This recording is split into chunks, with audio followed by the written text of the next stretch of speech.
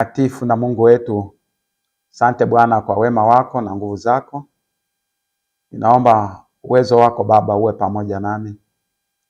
Saidie tena pamoja na msikilizaji, na jina lako litukuzwe. Napoanza somo hili, ninaomba uwe pamoja nami katika jina la Yesu. Amina. Nina somo hapa ambalo kwa kweli ni somo zito kwa ajili ya wokovu wetu. Katika bustani ya Gethsemane kulitokea nini? Pale kwenye bustani kulikuwa na nini? Pale kwenye bustani pale, pambano lile la kwenye bustani likoje? Hebu tulianze, halafu kuna siku tutakuja tulimalizie. Pale bustanini Yesu alihisi kama hawezi kupita katika mlango wa kaburi. Pale bustanini kulikuwa na pambano kubwa. Na kwa nini Gethsemane? Ilikuwa maumivu makubwa kuliko pale msalabani. Pale Gethsemane maumivu yake yalikuwa ni makubwa kuliko hata yale ya pale msalabani.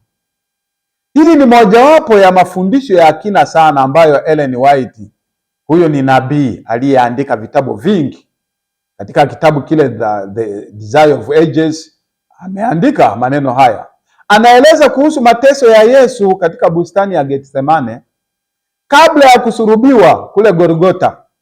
Maelezo hayo yako sana katika kitabu hicho, katika ile sura inayosema Gethsemane. Nitayafafanua kwa hatua mbili. Ya kwanza, Yesu alihisi, si kama hawezi kuona, yaani alihisi kama hawezi kabisa kupita katika milango ya kaburi, akiwa amechukua mwili wa mwanadamu, akiwa mwanadamu 100%. Aliona uzito, aliona mambo mazito, aliona uzito. Ni kitu gani aliona? Kwa kweli Kristo aliogopa kwamba dhambi ilikuwa mbaya sana. Dhambi ni mbaya wapendwa, dhambi ni mbaya. Dhambi ni mbaya sana. Yesu alihisi kwamba mbele za Mungu, yaani kuna utengano, kuna kutengana kwake yeye na Mungu, yaani kungekuwa ni kwa milele.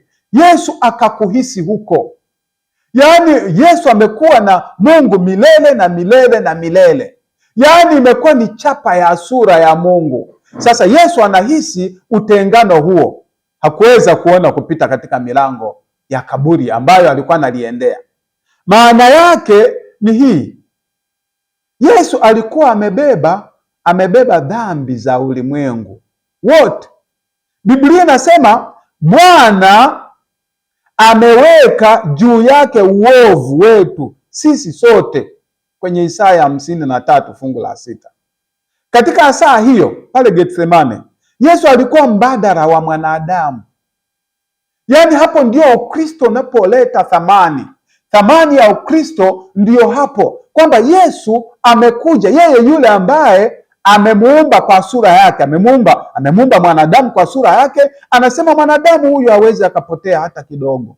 Mwanadamu huyu hawezi akapotea. Mimi niliyemuumba ndio nayejua uchungu, mimi ndio nayejua tabu ya huyu mwanadamu. Wanadamu tunafanya uzembe tu bure, tunafanya tu maigizo bure. Lakini tungefahamu neno hili pale Gethsemane alipoona sasa kwa ajili ya kushika kwenda katika mbadala mwanadamu, Mungu anaona kwamba, Yesu anaona kwamba amejitenga kabisa na Mungu. Ulikuwa ni uchungu wa aina yake, yaani ulikuwa ni uchungu mkubwa sana.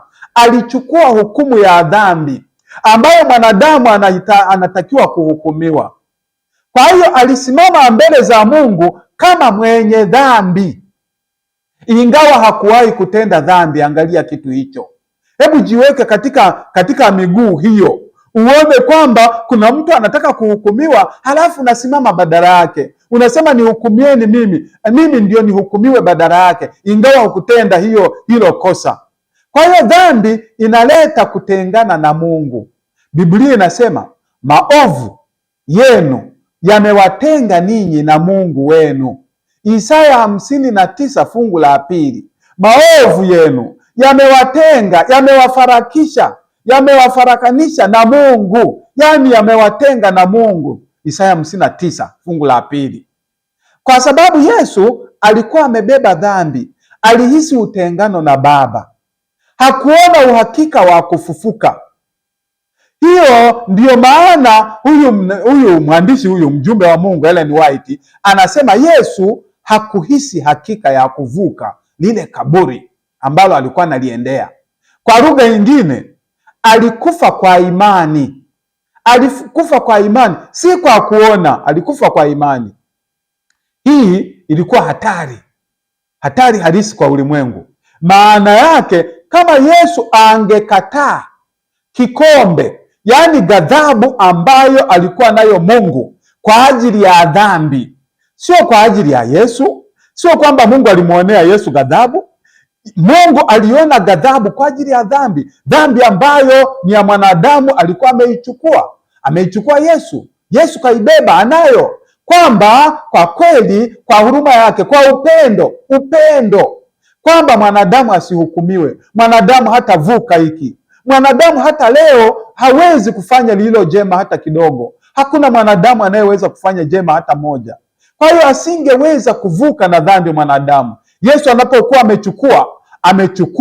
amechukua dhambi hiyo, ghadhabu ya Mungu ambayo inaitwa kikombe hicho anakinywea Yesu. Wanadamu wote kwa kweli, angekataa kukinywea kikombe Yesu, wanadamu wote wangepotea, wote.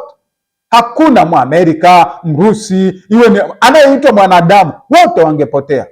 Hata wale wanaokataa kwamba Yesu amekunywa kikombe kwa niaba yao, wanakataa, hawamjui Yesu, kwa kweli watapotea. Hiyo ni uhakika, wala hakuna ujuzi wa aina yoyote ule, kwa sababu wokovu uko katika Yesu Kristo pekee.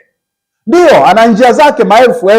Yaani kafara ya Yesu wengine wataisikia hata katika nchi zinazokataa Ukristo kule. Yesu anafanya njia. Kuna kafara wengine watazisikia hata bila hata kuhubiriwa.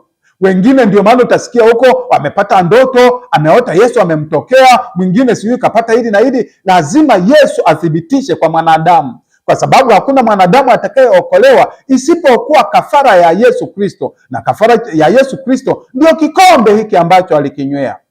Kwa kweli ulimwengu mzima ulikuwa unategemea uamuzi wa Kristo. Pale Getsemane unategemea uamuzi wa Kristo. Kwa nini Getsemane ilikuwa maumivu makubwa kuliko msalaba? Hili ni jambo la kushangaza sana. Getsemane watu hawaisomi, wanasoma pale msalabani, lakini Getsemane ndio ilikuwa kwa kweli, yani ndio uamuzi wa mwisho. Watu wengi hufikiria msalaba ndio mateso makubwa zaidi aliyopata Yesu, lakini Getsemane kwa kweli ilikuwa nzito zaidi kiroho. Ndio ilikuwa nzito, ndio ilikuwa picha yenyewe ya ukombozi wa mwanadamu. Msalaba ulikuwa maumivu ya mwili tu. Ni maumivu ya mwili tu. Katika Golgotha kulikuwa na kupigwa mijeredi, misumari, aibu ya hadharani, ndio kulikuwa na hayo tu.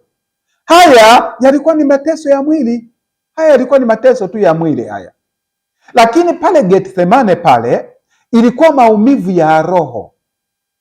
Katika Getsemane dhambi za ulimwengu zilimwelemea Yesu, na dhambi zilimwelemea, anaona kabisa kwamba Mungu hataki mchezo na dhambi. Mungu anajitenga, hataki na dhambi. Kwa hiyo Yesu alihisi ghadhabu ya Mungu dhidi ya dhambi. Kwa kweli alihisi kutengwa na Baba.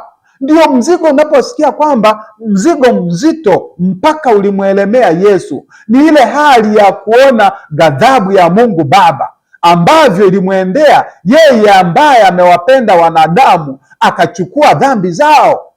Kwa hiyo uzito wa dhambi ulimkandamiza mpaka jasho lake likawa damu. Tunasoma katika Luka, hebu tusome katika Luka 22 tuone. Luka 22 tuone hapa anasemaje. Luka 22 anasema namna gani? Luka 22 fungu la 40 na Luka 22 fungu la 44 anasema kwamba naye kwa vile alivyokuwa katika dhiki, akazidi sana kuomba. Hali yake ikawa kama matone ya damu yakidondoka katika nchi. Yaani lile jasho pale alipokuwa Yesu akipambana na shetani, kwa kweli alikuwa ana press, anakandamiza, akionyesha kabisa kwamba mwanadamu huyu hawezi kusamehewa dhambi. Mwanadamu huyu haiwezekani wewe kafara yako ikafaa. Kwa kweli anaona mwanadamu anaenda kupotea, na ubinadamu ukipotea, basi hata upendo wa Mungu utakuwa kwa kweli na dosari. Akaona mzigo mzito, upendo wake ambao umeunganisha viumbe, hata wanyama umeunganisha, ni upendo wa Yesu Kristo umeunganisha, yaani unaenda kupata dosari. Yesu alijaribiwa kuacha mpango wa wokovu. Jaribu lake kubwa lilikuwa ni kuacha mpango wa wokovu. Katika Getsemane pale, shetani alimshawishi aache mpango huo, aachane nao kabisa. Ubinadamu wake ulitetemeka, ulitikisika pale Getsemane, ulitikisika. Ndipo akasema, Baba yangu, ikiwezekana kikombe hiki kiniepuke.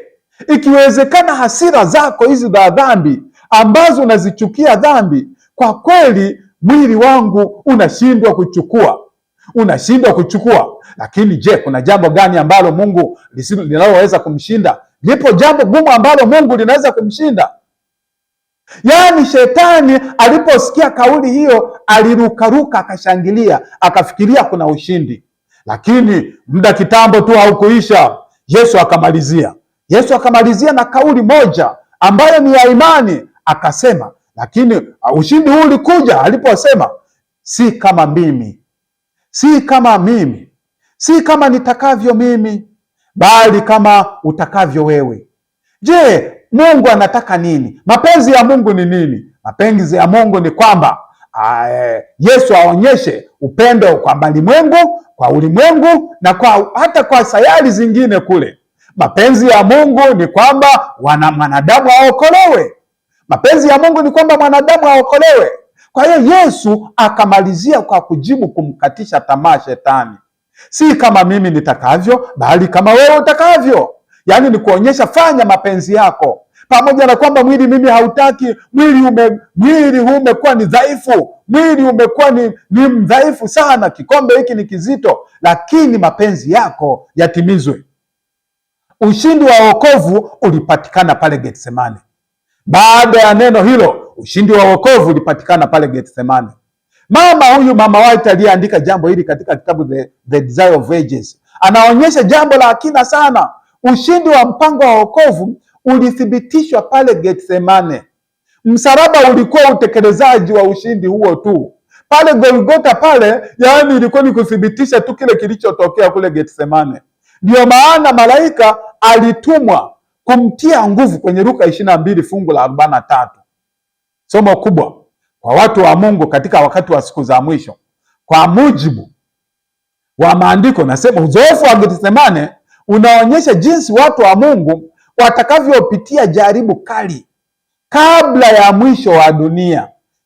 Watapitia majaribu makali sana ya kulazimishwa kuto kutii, yaani kulazimishwa kuasi, kulazimishwa mara nyingine kuvunja amri za Mungu. Yaani itakuwepo ibada ya shetani, naye ataweka ibada yake katika siku yake, watalazimishwa kwa dhiki kubwa. Mara nyingine watanyimwa kununua wala kuuza, watanyimwa, kutakuwa na dhiki kubwa. Yaani kutakuwa na kusakwa sana. Dhiki hiyo itakuwa ni kubwa. Watu wa Mungu watahisi kana kwamba Mungu amewaacha. Yesu anapokaribia kurudi, watu watahisi kama Mungu amewaacha. Watahisi uzito wa dhambi zao. Yaani watakuwa wanajiuliza, dhambi zetu tumetubu, je, zimesamehewa kweli? Hivi kweli Mungu anatusikia? Lakini wataishi kwa kanuni ile ile ya Yesu, mapenzi yako yatimizwe. Wataishi kwa imani, mapenzi yako yatimizwe. Kama ni kuangamia tuangamie, lakini mapenzi yako yatimizwe. Si mapenzi yetu, lakini mapenzi yako Baba yatimizwe. Yaani hilo, wapo watu wachache, wapo. Na ndiyo maana katika Ufunuo 14 fungu la 12 inasema, hapa ndipo penye subira ya watakatifu, wao wazishikao amri za Mungu na imani ya Yesu. Imani ya Yesu ile aliyoitumia pale msalabani, imani hiyo hiyo, nguvu hiyo hiyo ambayo aliitumia Yesu pale Getsemane, nguvu hiyo hiyo watu wa Mungu siku za mwisho watahitaji na wataitumia na watashinda hakika.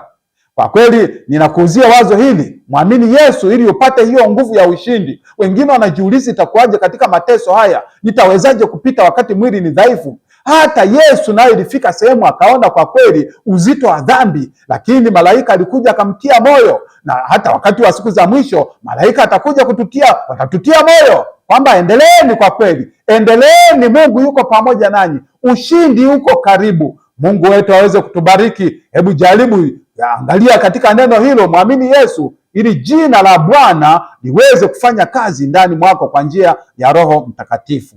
Katika jina la Yesu, amina.